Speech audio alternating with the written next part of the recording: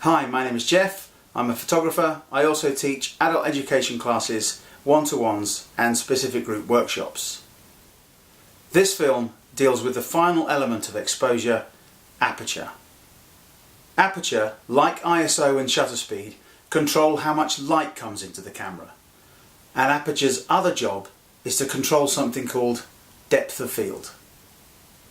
The aperture on your camera works in a similar way to your eye. If there isn't much light around, your pupil will dilate to let in as much light as possible. When it's a very bright day, your pupil will constrict to let in less light. The numbers in aperture can be a little bit confusing. It's all maths and physics. A small aperture number is actually a large opening, and a small opening is a large number. But the best way to remember it is that a small f number will produce a smaller depth of field. A larger f number will produce a larger depth of field, but it's very much dependent on a couple of other factors.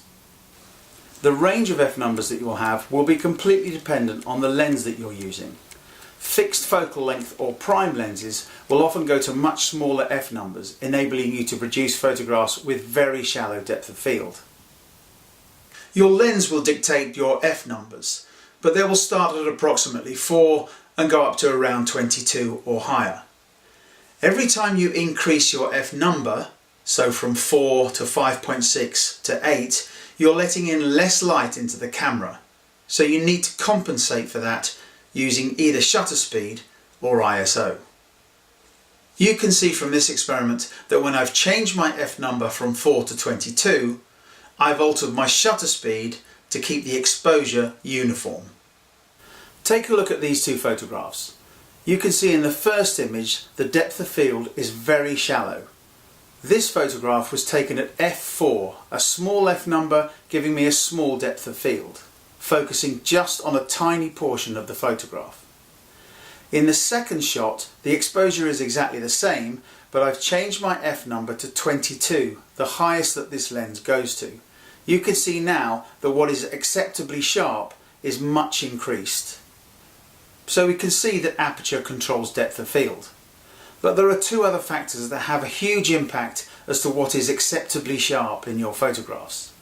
Your focal length, how much you're zoomed in or zoomed out, and also where you are in relation to the thing that you're taking a picture of.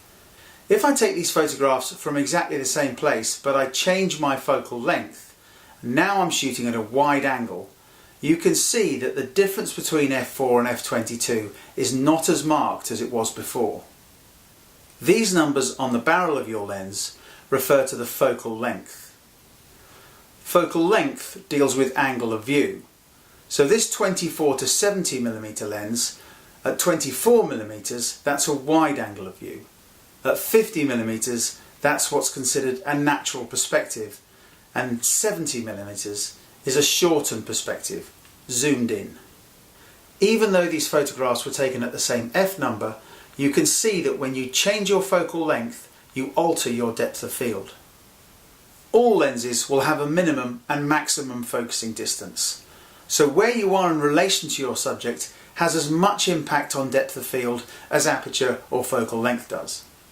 With this photograph, the trees and the church are several hundred feet away and the clouds several miles away. Because they're beyond the maximum focusing distance of the camera, in other words infinity, they will be in focus irrespective of my f number. So focal length and focusing distance have as much impact on depth of field as aperture does. Using aperture priority, AV with a Canon or A with Nikon cameras will help you with this experiment, as you will set the aperture and the camera will select the appropriate ISO and shutter speed. It's still an auto setting, but it's a good way of working towards manual. So that was aperture, the third and final element of exposure. We can see that aperture controls light and also controls depth of field.